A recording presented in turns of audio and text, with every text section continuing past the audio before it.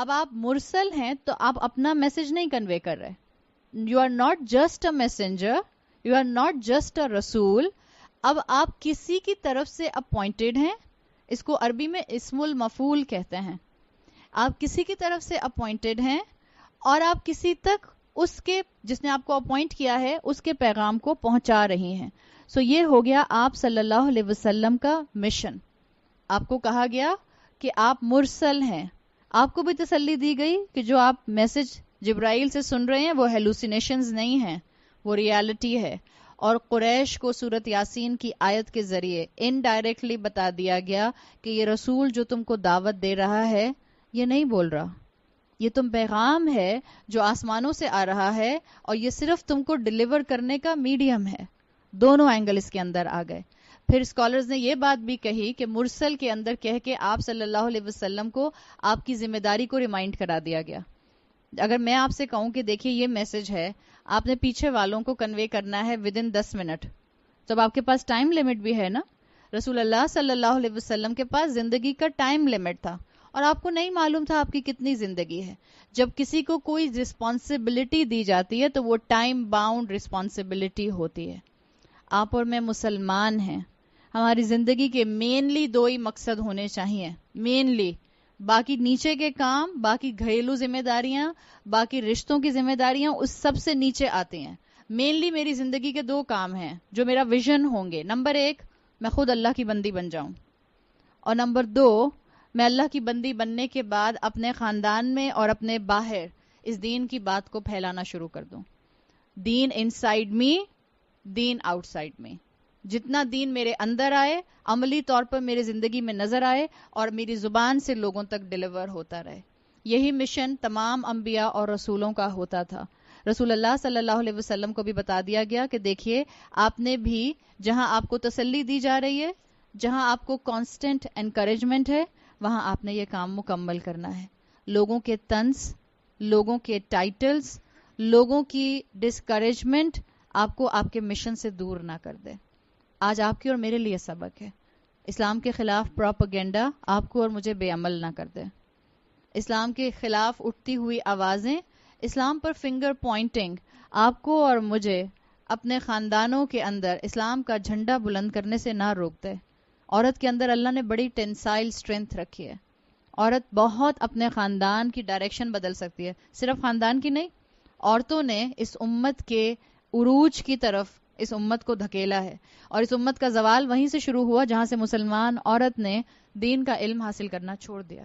انشاءاللہ اس امت میں دوبارہ عروج وہیں سے آئے گا جہاں اس امت کی عورتیں دین کے علم کو حاصل کرنا شروع کر دیں گی, جہاں اس امت کی بیٹیاں, مائیں اور بہنیں فخر کے ساتھ, کانفیڈنس کے ساتھ اس دین کو اپنائیں گی اور آگے سے آگے ہاتھ اپنا بڑھاتی چلی جائیں گی.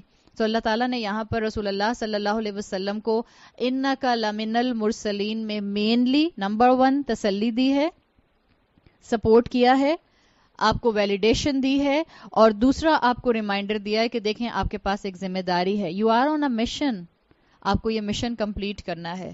Late them say what they want to say, لیکن آپ اپنے کام کو نہیں روک سکتے. آپ مرسل ہیں, آپ بھیجے ہوئے ہیں. Same is the case with us. آپ اور میں مسلمان ہیں, آپ کی اور میرے کندھوں پر ذمہ داری ہے. وَجَعَلْنَاكُمْ أُمَّةً وَسَطًا, اللہ نے تم کو بنایا ہے امت وسط. یہ بیلنس دکھاؤ دنیا کو, نہ صرف مسلمانوں کو دکھاؤ, پوری دنیا کے انسانوں کو دکھاؤ. اور پھر اگلی آیت میں فرمایا, آیت نمبر 4 میں, عَلَى صِرَاطٍ مُسْتَقِيمٍ, سیدھے راستے پر, یقیناً سیدھے راستے پر. دس از دا لٹرل ٹرانسلیشن, عَلَى صِرَاطٍ مُسْتَقِيمٍ, صراط مستقیم, سیدھے درست راستے پر. دس از انکمپلیٹ اسٹیٹمنٹ. عربی کے حساب سے علی صراط مستقیم مکمل جملہ نہیں بنتا. اگر آپ اس کو بالکل لٹرل ٹرانسلیٹ کریں گے تو اس کا ترجمہ بنتا ہے سیدھے راستے پر. بٹ کون سیدھے راستے پر؟ دیر از این ایمبیگوٹی. اور جب آیات میں ایمبیگوٹی ہوتی ہے تو اس کا مطلب مفسرین لیتے ہیں کہ یہاں کئی مفہوم نکالے جا سکتے ہیں. یہاں یہ کئی لوگوں کی طرف, کئی ہستیوں کی طرف, کئی امتوں کی طرف بات جو ہے وہ پوائنٹ آؤٹ کی جا رہی ہے کہ کون سیدھے راستے پر ہے. نمبر 1 یہ بات ہے کہ اللہ کے رسول صلی اللہ علیہ وسلم کو تسلی دی آپ اپنے میسج کے ساتھ، اپنی ذمہ داری کے ساتھ صراط مستقیم پر ہیں. یہ صراط مستقیم اصل میں صراط الاستقامہ ہے، روڈ آف اسٹیڈ فاسٹنس ہے، جو آپ کو سیدھے راستے پر رکھے گی. جب اللہ کے رسول سیدھے راستے پر ہیں تو پچھلی آیت میں مرسل آیا تھا یا مرسلین آیا تھا؟ سو اس کا مطلب ہے اللہ کے رسول صلی اللہ علیہ وسلم اور آپ سے پہلے آنے والے تمام انبیاء اور رسول صراط مستقیم پر تھے. تمام کا چین آف جو ریولیشن تھا وہ ایک ہی تھا، تمام کا میسج ایک ہی تھا. وقت کے ساتھ ساتھ زمانے کی ضروریات کے مطابق وہی کے اندر اللہ تعالیٰ جو تھے وہ فائنل چینجز کرتے رہے، اور اب قرآن ایک فائنل اتھارٹی بن کے آ گیا ہے. کب تک؟ 2018 تک. 2018 کے بعد قرآن بدل دیں گے؟ رہتی دنیا تک اب قرآن کو نہیں بدلا جائے گا. اب قرآن فائنل ورڈکٹ ہے، فائنل اتھارٹی ہے، آخری انسان بھی اسی کو فالو کرے گا. اس لیے کہ اس قرآن کے اندر اللہ نے جو مفہوم کی طاقت رکھی ہے، جیسے 1450 سال پہلے کا انسان اس کو پڑھ کر ایک امیزمنٹ کا شکار ہوتا تھا، یا ایک امیزمنٹ اس کو فیل ہوتی تھی، ایک اوکش وہ جو تھا وہ فیل کرتا تھا. آج بھی مسلمان اسی کو پڑھ کر روتے ہیں، آج بھی مسلمان اس کو سن کر اپنے دل میں کیفیت محسوس کرتے ہیں، آج بھی مسلمان اس کو پڑھ کر دل کا اطمینان حاصل کرتے ہیں، اور آج بھی جو مسلمان اس پر عمل کرنا شروع کریں گے انشاءاللہ وہ سیدھے راستے صراط مستقیم پر ہوں گے. سو ایک مطلب ہے اعلیٰ صراط مستقیم کا رسول اللہ اور تمام انبیاء اور رسول سیدھے راستے پر تھے. کیونکہ ایمبیگوٹی ہے تو مفسرین نے کہا کہ دوسرا مفہوم اس میں لیا جاتا ہے، اور امام الطبری کی یہ اوپینین ہے کہ جو بھی اب رسول اللہ صلی اللہ علیہ وسلم کو فالو کرے گا، کیونکہ اب فائنل شریعہ رسول اللہ صلی اللہ علیہ وسلم کی ہے، جو بھی رسول اللہ صلی اللہ علیہ وسلم کو فالو کرے گا وہ سیدھے راستے پر ہوگا. یہ قرآن کی خوبصورتی ہے کہ قرآن کے ایک میننگ دوسرے میننگ کو کمپلیمنٹ کرتے ہوئے آپ کو نظر آتے ہیں. پچھلی آیت میں تسلی تھی، اور اس آیت میں آپ کو آتھینٹسٹی دے دی گئی کہ دیکھیں یہ جو قریش کو آپ اللہ کا کلام قرآن سنا رہے ہیں، یہ تو کنفرم ہو گیا کیونکہ قسم قرآن کی آئی تھی کہ یہ قرآن اللہ کا کلام ہے، محکم ہے، اس کے احکامات ججمنٹ اور ورڈکٹ کے ساتھ ہیں، حکمت بھرے ہیں. جو آپ اللہ کے کلام کو قریش کو سنا رہے ہیں، اور جو قریش کو برا لگ رہا ہے، اور جو دن بدن یہ آپ پر پریشر بلڈ کرتے جا رہے ہیں، آپ نے اس راستے سے نہیں ہٹنا. آپ سیدھے راستے پر ہیں. مشکلات آئی ہیں، مشکلات آئیں گی، آپ نے سیدھے راستے کو نہیں چھوڑنا. باقی مسلمانوں کو بھی دعوت ہے، جو مسلمان رسول اللہ صلی اللہ علیہ وسلم کے بتائے ہوئے راستے پر عمل کر رہے ہیں، جو سنتوں کو زندہ کرنے کی کوشش کر رہے ہیں. ایک عورت کوشش کرتی ہے کہ وہ اپنے خاندان میں اپنی اولاد کی شادی سنت کے مطابق کرے، اور اس میں سے تمام غیر اسلامی رسومات کو اور اسراف کو، اور اس میں سے تمام ان معاملات کو نکال دے جو شریعت کے مطابق بالکل درست نہیں ہیں. تو آپ کا کیا خیال ہے؟ سارا خاندان اس کو سپورٹ کرتا ہے؟ جتنی مائیں یہاں بیٹھی ہیں وہ آپ کو اس حقیقت کے بارے میں بتا سکتے ہیں، جنہوں نے اس کوشش کے اندر اپنی جان لگائی ہوئی ہے. سو اگر خاندان سپورٹ نہیں کرتا تو یہ کام نہیں کرنا چاہیے؟ کام تو کرنا ہے. رسول اللہ صلی اللہ علیہ وسلم کی سپورٹ میں کوئی بھی نہیں تھا. کتنے لوگ ایمان لائے تھے ٹوٹل 13 سال کے مکی دور میں؟ 13 سال اللہ کے رسول صلی اللہ علیہ وسلم کی زبان سے قرآن بیان ہوا. قرآن کوئی عام سپیکر بھی بیان کر رہا ہوتا ہے، اور اگر وہ پورے خلوص کے ساتھ بیان کر رہا ہوتا ہے تو دل میں اتر رہا ہوتا ہے. کہاں رسول اللہ صلی اللہ علیہ وسلم کی زبان ہو اور وہ قرآن سنائے. 13 سال کی محنت میں صرف 150 لوگ، تقریباً 145 یا میکسیمم 150 لوگ ایمان لائے تھے رسول اللہ صلی اللہ علیہ وسلم. تو آپ کیا اس وقت ڈسکریجمنٹ کا شکار ہو گئے؟ آپ ڈسکریج ہو گئے؟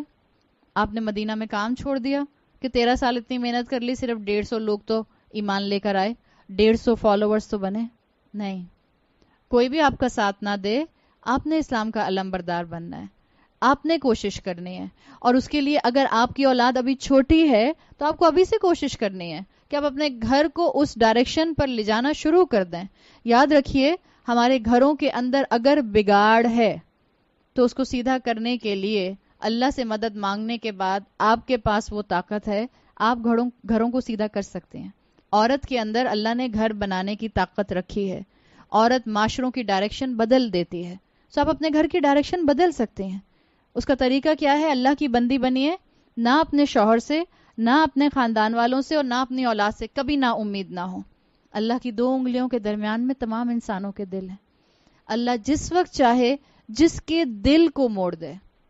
اللہ آپ کی کوشش دیکھتا ہے. عورتیں کہتی ہیں میرا شوہر نہیں مانتا کہ میں حجاب پہنوں، تو کیا میں حجاب نہ پہنوں؟ آپ کا شوہر آپ سے کہتا ہے روزہ کھل گیا ہے، تم کل صبح فجر تک پانی نہیں پی سکتی، مانیں گے اس کی بات؟ روزہ کھل گیا ہے، آپ کا شوہر کہتا ہے کل فجر تک تم نے پانی نہیں پینا، مانیں گے اس کی بات؟ تو حجاب پہننے کا کس نے کہا ہے؟ کسی قرآن کی ٹیچر نے نہیں کہا، کسی مولوی نے نہیں کہا. وہ تو سب مرسل کی کیٹیگری میں آ رہے ہیں، وہ تو سب کنوے کر رہے ہیں. قرآن میں موجود ہے. میں نے آپ کو پہلے بھی یہ بات بتا دی. دیر از نو کنٹروورسی آن حجاب امنگ دا اسکالرس. دیر از نو اختلاف امنگ دا اسکالرس فار حجاب. لیکن ہم مسلمان عورتیں گھبراتی ہیں. شوہر کو رازق مت سمجھیے. میں آپ کو شوہر سے نعوذ باللہ دور نہیں کر رہی. جو اس کا مقام ہے وہ اس کو دیجیے. ہماری اپنی غلطیاں ہوتی ہیں، ہمارے اپنے بحث کے بھوت ہوتے ہیں، ہمارے اپنے جو چلتی ہوئی نہ کنٹرول کی ہوئی زبانیں ہوتی ہیں کہ پھر شوہر ہماری باتیں نہیں مانتے. وہ جو شوہروں کی کمی ہے میں اس کو یہاں اس وقت نہیں ڈسکرائب کروں گی کیونکہ یہاں کسی کے شوہر نہیں بیٹھے ہوئے. اور جب بیویوں کو شوہروں کی کمی بتائی جاتی ہے تو بیویاں اپنے پوائنٹ کی بات کو وہیں چھوڑ کر جاتی ہیں، صوفے پر، کرسی پر، چیئر پر، کشن پر، اور گھر جا کے کہتی ہیں آپ کو چاہیے تھا آپ میرے ساتھ کبھی بھی ایسا نہ کرتے. اگر آپ ایسا نہ کرتے تو میں کبھی بھی ایسا نہ ہوتی. صحیح؟ یہ بات اللہ کرے کہ ہمارے خاندانوں میں اور ہمارے معاشروں میں ایسے مرد پیدا ہوں، اور الحمدللہ ایسے استاد موجود ہیں جو مردوں کی تربیت کر رہے ہیں. وہاں تک پہنچ جائے گی بات. آپ کو اور مجھے اپنی تربیت کرنی ہے، اور اپنی تربیت کے لیے یاد رکھیے رازق اللہ ہے. اللہ نے میرے شوہر کو میرا ذریعہ ضرور بنایا مجھ تک رزق پہنچانے کا، لیکن اللہ کے رسول صلی اللہ علیہ وسلم کی صحیح حدیث موجود ہے جس کا مفہوم آتا ہے کہ خالق کی نافرمانی میں مخلوق کی اطاعت نہیں ہو سکتی. نو وے. نفلی بات تھوڑی ہے. آپ نفل چھوڑ سکتی ہیں شوہر کے کہنے پہ اگر شوہر آپ کو بلاتا ہے، بٹ فرض نہیں چھوڑ سکتی ہیں.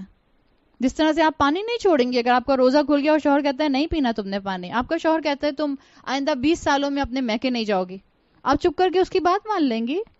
آپ دیکھیں کیسے مناتی ہیں اس کو. It's all about your willpower. It's all about your inner feeling. It's all about your mindset. آپ خود کیا چاہتے ہیں. اپنی بے عملی کو شوہروں کے کندھوں پر بندوق رکھ کے مت چلائیں، ان کو مت گناہگار کریں. وہ اللہ کے بندے ایسے نہیں ہیں. کوئی ہوگا ایسا، اللہ سے دعا کریں، پڑھیں تہجد پھر کہ اللہ ان کا دل کھولے، گڑ گڑائیں اللہ کے سامنے، پھیلائیں اللہ کے سامنے ہاتھ کہ اللہ میرے شوہر کا دل اسلام کے لیے کھول دے. لیکن جس کی جتنی تڑپ ہوگی اللہ تعالیٰ اس کو اس کے حساب سے انشاءاللہ جو ہے وہ دیتا رہے گا. تو رسول اللہ صلی اللہ علیہ وسلم کی ہمت بندھائی گئی ہے کہ پریشر آئے گا، ڈونٹ ٹیک ٹرن. مسلمانوں کی آج ہمت بندھائی جا رہی ہے. آج اسلاموفوبیا کی وجہ سے مسلمانوں کا عمل کرنا مشکل ہو رہا ہے. Don't take turn. مت رہیے ایسی جگہوں پر جہاں آپ پر اسلام سے عمل نہیں ہو رہا ہے. چھوڑ دیجیے ایسی جگہوں کو. جس علاقوں میں رہ کے، جن ملکوں میں رہ کے آپ کو اپنی نماز چھپانی پڑے، آپ کو اپنی نماز چھوڑنی پڑے، آپ کو اپنے حجاب اتارنے پڑے، اور مردوں کو سنت کے مطابق رکھی ہوئی داڑیوں کو شیو کرنا پڑے، چھوڑ دیجیے وہ جگہ. اللہ کی زمین میں کمی نہیں ہے. رازق کون ہے؟ ملک نہیں کھلاتے، جابز نہیں کھلاتی ہیں، آپ کی ڈگریز نہیں کھلاتے ہیں. کون کھلاتا ہے؟ It's the mindset. It's all about the mind set.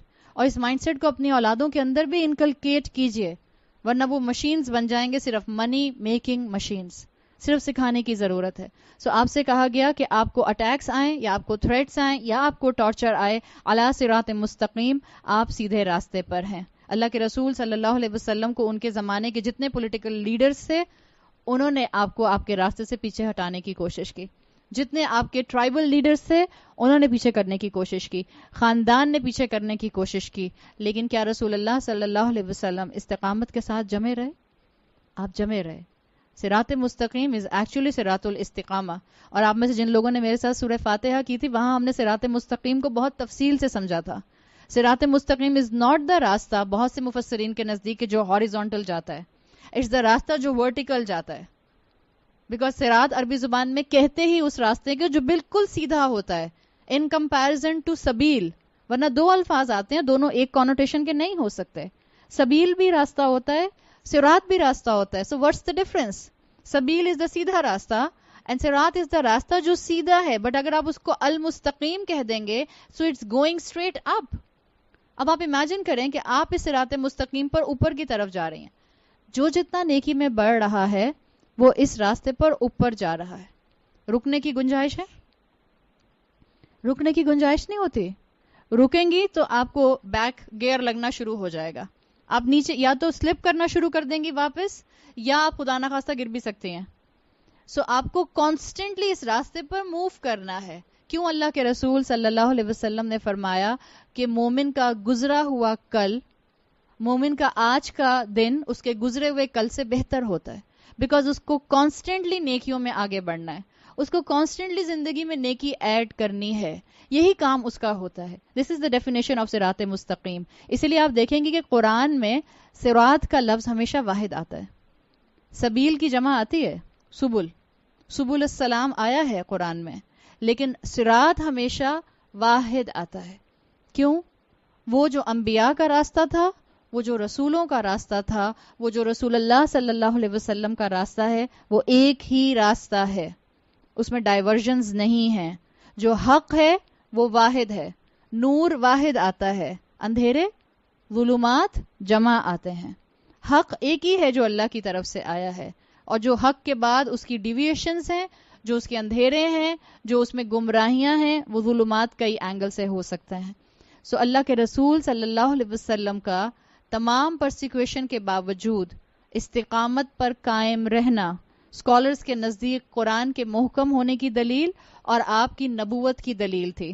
جیسے ایک مفسر نے اپنے تفسیر میں لکھا, التزامہ دلیل علی نبوتہ, آپ کا التزام, آپ کی استقامت آپ کی نبوت کے اوپر دلیل تھی. وسیرتہ دلیل کما ان القرآن دلیل, اور آپ کی جو سیرت تھی, آپ کا جو کردار تھا, جو آپ کی پرسسٹنٹ تھی, جو آپ کے نیکیوں کی کنٹینیوٹی تھی, وہ قرآن کے محکم ہونے کی دلیل تھی. کہ آپ اکیلے بھی ہوتے تھے تو آپ نیکی کرنے سے دور نہیں ہوتے تھے. قرآن کا محکم ہونا, آپ کے صراط مستقیم پر ہونا خود پروف کر رہا ہے. پھر ایک اور اینگل جو اس آیت میں آتا ہے, ہم سورہ فاتحہ میں بھی یہ لفظ پڑھتے ہیں صراط مستقیم, وہاں آتا ہے اہدنا الصراط المستقیم, وہاں آتا ہے الصراط المستقیم. یہاں کیا ہے؟ مستقیم صراطن, تنوین کے ساتھ آیا. یہ جو دو زیر آئی ہے یہاں پہ, کامن ناؤن آیا ہے. اس کے لیے اسکالرز کہتے ہیں کہ what is the difference. اہدنا الصراط المستقیم جب آپ نماز میں مانگتی ہیں, آپ وہ اسپیسیفک راستہ مانگتی ہیں جو رسول اللہ صلی اللہ علیہ وسلم کا راستہ ہے, جو انعام یافتہ لوگوں کا راستہ ہے. جو یہاں آیا علی صراط مستقیم, اس میں اسکالرز نے کہا کہ قریش کے لوگوں کو دعوت ہے. اگر کوئی قرآن کو ابھی نہیں بھی سن رہا, اگر کسی نے قرآن کی آیات پر غور نہیں بھی کیا, وہ صرف رسول اللہ صلی اللہ علیہ وسلم کی ہستی کو دیکھ کر, آپ کے کردار کو دیکھ کر, آپ کی صفات کو دیکھ کر سمجھ سکتا ہے کہ یہ شخص سیدھے راستے پر. اگر وہ الصراط کو نہیں بھی سمجھ رہا, جو کہ قرآن کا بتایا ہوا راستہ ہے, تو محمد صلی اللہ علیہ وسلم تو انہی کے درمیان میں 40 سال سے رہ ہی رہے تھے, انہی کے درمیان اٹھتے بیٹھتے تھے, انہی کے درمیان عزت دار انسان سمجھے جاتے تھے, صادق اور امین سمجھے جاتے تھے. تو اس کا فرق یہ بتاتے ہیں اسکالرز کہ یہاں تنوین کیوں آئی ہے, کامن کیوں آیا ہے, کہ اگر کوئی کسی رسول کو بھی دیکھنا شروع کر دے تو اس کو اندازہ ہو جائے گا کہ یہ جو تعلیم لایا ہے, یہ تعلیم کوئی عام تعلیم نہیں ہو سکتی, یہ خاص ایک ڈیوائن ہستی کی طرف سے آئی ہوئی تعلیم ہے.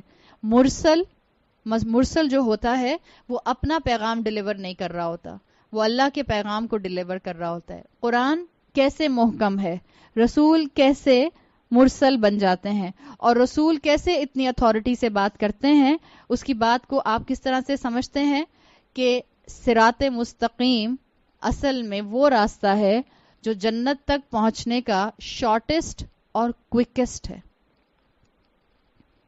رسول کا راستہ اپنائیے, سنتوں کا راستہ اپنائیے, یہ شارٹیسٹ اور کوئکسٹ ہے اللہ کی رضا حاصل کرنے کے لیے. مثال کے طور پر اپنی مرضی سے بھی جنت تک پہنچنے کے یا نیکی کرنے کے راستے نکالے جا سکتے ہیں. ہمارے معاشرے میں بدعت اس کی اوپن ایگزامپل ہے. کوئی بھی انسان بدعت کو بری نیت سے ایجاد نہیں کرتا. یہ بات تو آپ سب سمجھتے ہیں نا. رسول اللہ صلی اللہ علیہ وسلم کی محبت میں, اسلام کی محبت میں, اللہ کی محبت میں بدعت نکالی جاتی ہے, بہت اچھی نیت کے ساتھ نکالی جاتی ہے. اب جب بات بدعت پر ہو ہی رہی ہے, یہ کتابیں آپ لوگوں کو باہر پرسوں ملی تھیں, عبادات رمضان مبارک. پرسوں جمعے کے دن کوئی باہر ڈسٹریبیوٹ کر رہا تھا. اچھا, اگر جن میں سے آپ کو نہیں ملی ٹھیک ہے, جن کو ملی ہیں نمبر 1 ہم نے ڈسٹریبیوٹ نہیں کی. ٹھیک ہے, کوئی بھی چیز اگر یہاں پر ہم ڈسٹریبیوٹ کریں گے تو ہم گھر کے اندر ڈسٹریبیوٹ کریں گے, ہم سڑک پر کیوں ڈسٹریبیوٹ کریں گے. دوسری بات, یہاں الحمدللہ اتنے لوگ آ رہے ہیں کہ بعض کو میں بھی نہیں جانتی ہوں اور بعض کو جن کا گھر ہے نزیحہ کا وہ بھی نہیں جانتے ہیں. آپ سب سے صرف ایک ریکویسٹ ہے کہ دیکھیے سورت یاسین کی دوسری کلاس ہی جو تھی اس میں نے آپ کو احادیث کے لیولز بتائے تھے, اور میں نے آپ کو بتایا تھا کہ صحیح حدیث اور حسن حدیث اور ضعیف اور موضوع کی کیا معاملات ہیں اور اسکالرز اس کو کیسے لیتے ہیں. کسی خاتون نے یہاں کوئی بھی چیز ڈسٹریبیوٹ کرنی ہے, کائنڈلی اس کی ایک کاپی پہلے مجھے دکھائیے. اگر وہ میں سمجھوں گی ٹھیک ہے تب یہاں ڈسٹریبیوٹ ہوگی, ورنہ پلیز یہ میری اور نزیحہ کی سنکرنائزیشن ہے کہ آپ یہاں پر اپنی مرضی سے کوئی چیز ڈسٹریبیوٹ نہیں کریں گے. اور آپ سے ایک اور ریکویسٹ ہے, یہی خواتین جب نکل کر باہر جائیں گی سو آپ باہر گیٹ پر بھی ڈرائیورز کھڑی کر کے کوئی اس طرح کی چیز ڈسٹریبیوٹ نہیں کریں گی. اس کتاب میں کچھ پرابلم بدعت کے پوائنٹ آف ویو سے ہی ہے. اس کتاب کو اس طرح پرنٹ کیا گیا, میں کسی کی نیت کو ڈاؤٹ نہیں کر رہی, نیتوں کے حال اللہ جاننے والا ہے, اور اللہ کسی کی نیت کا کیا اس کو ریوارڈ دیتا ہے, this is between Allah and the person who compiled it. میں اس پر بات نہیں کر رہی, لیکن جس دین کو پڑھنے پڑھانے ہم بیٹھے ہیں اس میں 30 دن کے رمضان کے روزوں کے لیے اپوائنٹڈ قرآن, اپوائنٹڈ اللہ کے ناموں کا وظیفہ. میں نے بتا دیا وظیفہ عربی زبان کا لفظ نہیں ہے. ایک اللہ کا نام ہے یا جبار, اس کو 233 مرتبہ پڑھیے. کس نے بتایا آپ کو؟ ایک اپنا سمپل اصول بنا لیجیے. اگر یہ کتاب آپ کے پاس ہے تو برائے مہربانی کسی مسجد میں اس کو ڈونیٹ کر دیجیے, اور اگر آپ رکھنا چاہتی ہیں اپنی اتھارٹی پر پڑھیے گا, اس لیے کہ یاد رکھیے جس ذکر کی کوانٹٹی رسول اللہ صلی اللہ علیہ وسلم سے صحیح حدیث میں ثابت ہے ضرور پڑھیے, بلکہ آپ کو پڑھنی چاہیے. لیکن جس چیز کی کوانٹٹی واجب نہیں ہے اس کو کیوں نمبر باؤنڈ کرتے ہیں؟ کیوں میں لا الہ الا اللہ, کیوں میں لا الہ الا انت سبحانک انی کنت من الظالمین 1.25 لاکھ مرتبہ پڑھوں؟ میں 200 مرتبہ کیوں نہیں پڑھ سکتی؟ میں 2 لاکھ مرتبہ کیوں نہیں پڑھ سکتی؟ میں 1 مرتبہ کیوں نہیں پڑھ سکتی؟ یونس علیہ السلام نے مچھلی کے پیٹ میں کتنی مرتبہ پڑھی تھی؟ ہے کسی کے پاس پروف؟ کسی کے پاس پروف ہے؟ کوئی پروف نہیں ہے. اس طرح کی عبادات جب ہم اپنی مرضی سے نکالیں گے, دیز آر کالڈ بدعت. میں نے پہلے ہی بتا دیا بدعت نیکی کی نیت سے نکالی جاتی ہے, لیکن یاد رکھیے نیکی ایجاد کی جانے والی چیز نہیں ہے. نیکی شریعت کے ساتھ اٹیچڈ ہے, اور شریعت اللہ کے کلام اور رسول اللہ صلی اللہ علیہ وسلم کے سیل آف اپروول کے ساتھ ہے. جو چیزیں بدعت ہیں اس کو چھوڑ دیں. آپ کو صراط مستقیم چاہیے, صراط مستقیم is the quickest way, shortest way to reach to the رضوان آف اللہ. اگر آپ کو واقعی جنت میں پہنچنا ہے اور آپ کو بغیر تھکنے کے پہنچنا ہے تو صراط مستقیم کو اڈاپٹ کیجیے.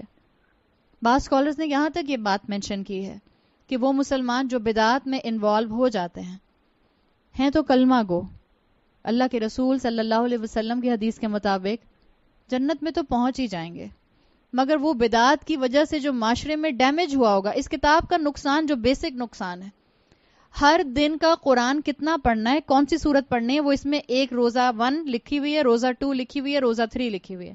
اس کا نقصان یہ ہوگا کہ میں اس کو پڑھنا شروع کروں گی تو میں مصحف چھوڑ دوں گی ہاتھ سے, اور میرا اتنا پکا عقیدہ یہ ہو جائے گا کہ اب مجھے 140 مرتبہ یہ سورت پڑھنی ہے یا 40 مرتبہ یہ سورت پڑھنی ہے. میرا مصحف, میرا قرآن, میرا کور ٹو کور تلاوت چھوٹ جائے گی. یہ مت کیجیے, یہ ظلم مت کیجیے. شریعت کو ایجاد کرنے کی ہمت نہیں ہونی چاہیے آپ کے اور میرے اندر. یہ چیزیں عبادات اپوائنٹڈ ہیں, کمپلیٹ ہیں. اللہ کے رسول صلی اللہ علیہ وسلم نے اپنے آخری حج پر یہ بات کہہ دی تھی کہ آج تمہارا دین مکمل ہو گیا, اور وہ اللہ کی طرف سے وحی تھی, آپ نے اپنی طرف سے نہیں کہا تھا. سورہ مائدہ کی آیت نمبر 3. اس طرح سے اگر آپ اور میں اپنی اپنی عبادات نکالیں گے تو پھر معاشرے میں اختلافات ہی ہوں گے، معاشرہ ایک پیس پر نہیں آئے گا. اپنے خاندانوں میں بھی جو ہمیں یہ اتنا زیادہ بکھرا پن نظر آتا ہے وہ اس لیے ہے. سنتوں کو تھام لیجئے، آپ کو چیزیں خود بخود یونیفارم میں یونٹی کے ساتھ اکٹھی ہوتی ہوئی نظر آنی شروع ہو جائیں گی. سو شارٹیسٹ راستہ ہے انبیاء کا راستہ، انعام یافتہ لوگوں کا راستہ، اور سورہ فاتحہ کی ڈیفینیشن کے مطابق سب سے ٹاپ پر آتے ہیں رسول، پھر انبیاء، پھر صدیقین، پھر شہداء، پھر صالحین، اور اس کے بعد آپ کی اور میرے جیسے عام مسلمان. سو شہداء کا راستہ، مسلمانوں کا راستہ، انبیاء کا راستہ. سنتوں کو کانفیڈنس کے ساتھ تھامیے. آپ کو سنت کا عمل چھوٹا لگتا ہے، کم لگتا ہے، کوئی بات نہیں. It's the matter of quality. آپ کو میں نے بتائی یہ بات کہ صرف فرض کے معاملے میں آپ کو کوالٹی نہیں دیکھنی ہوتی، وہ آپ کو کرنا ہی کرنا ہے، دل کرے یا نہ کرے. جہاں نوافل آ جائیں وہاں کوالٹی پر کمپرومائز مت کیجیے، کوالٹی کے ساتھ معاملہ کیجیے. سو رسول اللہ صلی اللہ علیہ وسلم کو کہہ دیا گیا کہ آپ سب باتوں کو ایک طرف کر دیجیے، اللہ کی تعلیمات کو تھامیے، زندگی آپ کے لیے آٹومیٹیکلی جو ہے وہ سیدھے راستے پر آنا شروع ہو جائے گی. آگے آیا آیت نمبر 5، تنزیل العزیز الحکیم، نازل کردہ ہے یہ عزیز، العزیز بہت زبردست اتھارٹی والے کی طرف سے، الحکیم بہت حکمت والے کی طرف سے. تنزیل قرآن کا ایک اپنا نام بھی ہے، تنزیل قرآن کے ناموں میں سے ایک نام آتا ہے. یعنی یہ تنزیل کیا ہے؟ یہ کس کی ریویلیشن ہے؟ یہ العزیز الحکیم کی ریویلیشن ہے. قرآن کا کامن ڈسکرپشن تنزیل ہے. تنزیل کا ڈیفینیشن کیا ہوتا ہے؟ نازل کیا ہوا، نازل کیا ہوا. اسی تنزیل سے عقیدے کے پوائنٹ آف ویو سے، تھیولوجیکل پوائنٹ آف ویو سے اسکالرز نے ایک نقطہ نکالا ہے. وہ یہ تنزیل کی ڈیفینیشن میں لٹرل مفہوم میں آتا ہے کسی چیز کا اوپر سے نیچے کی طرف آنا. وہ تو آگے ابھی میں ڈیفائن کروں گی، بٹ تنزیل کا ایک مفہوم یہ آتا ہے اوپر سے نیچے کسی چیز کا آنا، کیونکہ تنزیل اللہ کے میسج کے لیے آیا، قرآن کے لیے آیا. سو تھیولوجیکل پوائنٹ آف ویو سے عقیدہ آپ کا بنتا ہے اللہ از ابو اس. جیسے ہم نے بات کی تھی اللہ 7ویں آسمان کے اوپر، جو اللہ کا عرش ہے، 7ویں آسمان کے اوپر ایک سمندر ہے. واللہ عالم، عالم الغیب کی باتیں جو احادیث بتاتی ہیں ہمارے پاس اتنا علم ہے. 7ویں آسمان کے اوپر ایک سمندر ہے، اس سمندر کے اوپر اللہ کا عرش ہے، اس پانی کے اوپر اللہ کا عرش ہے. سو تنزیل کا مفہوم کسی چیز کا اوپر سے نیچے آنا، یہ ڈیفائن کرتا ہے کہ اللہ از ابو اس. اسی لیے کہا جاتا ہے قرآن کے لیے ہوا حبل اللہ المتین، یہ اللہ کی رسی ہے، اس کو تھام لو. بعض احادیث کا مفہوم یہاں تک آتا ہے کہ اللہ کی رسی آسمانوں سے زمین تک قرآن کی شکل میں لٹک رہی ہے، جو اس کو پکڑ لے گا وہ بچ جائے گا، جو اس کو اینکر بنا لے گا وہ نجات پا لے گا. سو اللہ کی طرف سے قرآن کی ایک صفت تنزیل یہاں پر آئی ہے، اور یہ لفظ تنزیل کا وحی کے ساتھ ایسوسیٹڈ ہے. تنزیل کے ساتھ ایک اور لفظ اسی روٹ ورڈ سے آتا ہے، تنزیل نون ز لام سے ہے. اسی سے ایک اور لفظ آتا ہے انزال. انزلہ ایک ہوتا ہے انزلہ اور ایک ہوتا ہے نزلہ، دونوں میں فرق ہے. روٹ ورڈ ایک ہی ہے نون زا لام. ایک ہوتا ہے انزلہ اس نے نازل کیا، نزلہ اس نے نازل کیا. دس از دا اردو ٹرانسلیشن. اردو میں آپ کی اور میرے پاس ووکیبلری کی کمی ہے، یا یوں کہہ لیجئے کہ ترجمے کرنے والے کی لمیٹیشن ہوتی ہے. اگر میں انزلہ کا کلوزسٹ ٹو عربی مفہوم ترجمہ کروں، سو انزلہ کا مطلب ہوتا ہے اس نے فوراً نازل کیا، اور نزلہ کا مطلب ہوتا ہے اس نے پیسز میں نازل کیا. سو انزال ہوتا ہے کسی چیز کا فوراً نازل ہو جانا، ایٹ اے ٹائم نازل ہو جانا، انزال. اور تنزیل ہوتا ہے کسی چیز کا پیسز میں، چنکس میں نازل ہونا. قرآن کے لیے کہا جاتا ہے ساری آسمانی کتابوں میں، کتنی آسمانی کتابیں ہیں؟ 4. چاروں آسمانی کتابوں میں قرآن واحد کتاب ہے جس کا تنزیل ہوا ہے. باقی تینوں کا کیا ہوا ہوگا؟ انزال ہوا ہے. شاباش. قرآن کو تنزیل میں 23 سال کے عرصے میں ٹکڑوں ٹکڑوں میں، پیسز میں رسول اللہ صلی اللہ علیہ وسلم پر نازل کیا گیا۔ موسیٰ علیہ السلام کو کوہ طور پر ایک ساتھ تورات دی گئی تھی، صحف ابراہیم انزال ہوا تھا، ایک ساتھ دیے گئے تھے۔ اسی طرح سے انجیل عیسیٰ علیہ السلام کو ایک ساتھ دی گئی تھی۔ قرآن کا معاملہ صرف مختلف ہے، قرآن کا معاملہ تنزیل والا ہے، اور اس کی ریزن کیا ہے؟ جیسے جیسے حالات رسول اللہ صلی اللہ علیہ وسلم پر آتے گئے، صحابہ پر آتے گئے، ان حالات کے مطابق 23 سال کے عرصے میں تھوڑا تھوڑا کر کے قرآن نازل ہوتا گیا۔ بیکاز اے میجر حکمت بیہائنڈ اٹ کہ قرآن نے صرف رسول اللہ صلی اللہ علیہ وسلم کی نسل کو، ان کی جنریشن کو صرف اور صرف احکامات نہیں دینے تھے، آپ کی کتاب کے احکامات رہتی دنیا تک کے انسانوں کے لیے تھے۔ سو اس کو چنکس میں، حکمت کے ساتھ، پروفاؤنڈ وے میں، پریسیژن کے ساتھ نازل کیا گیا ہے۔ اور کس نے نازل کیا ہے؟ تنزیل کس کی ہے؟ پہلی صفت کیا آ رہی ہے، یا پہلا نام کیا آ رہا ہے اللہ کا؟ العزیز۔ العزیز کے 3 میننگز کیے جاتے ہیں۔